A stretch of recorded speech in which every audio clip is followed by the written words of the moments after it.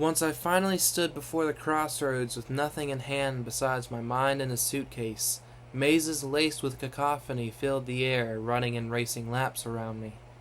I was just sitting and being quiet, and everyone else was already leaping one way or another.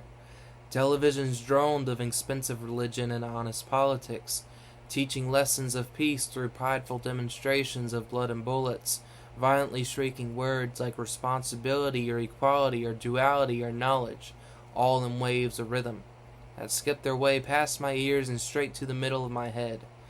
It landed just like a stone, but still I was listening to the echoes of unpoetic distortions as they peacefully drown and overpower the rest.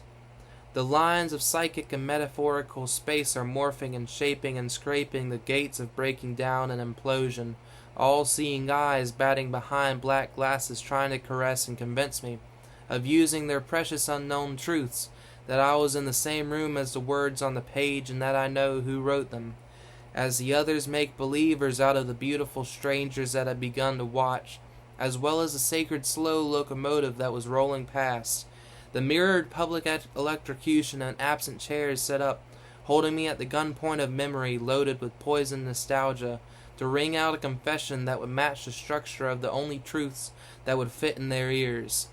But I've seen this movie before. I never believed those foreign bugs would ever last, or saw worth in those tumbling rocks like dice down the hillside, nor saw nothing in those ancient noisy crickets in the walls. Tales of helicopters and America's pies retold by Mr. Jones never fazed me either. They're reminisced by gliding pigs through generations of holy wars, imitations of nursery rhymes about the long-past dead kings, repeated past the point of forgetting if it's out of praise or warning.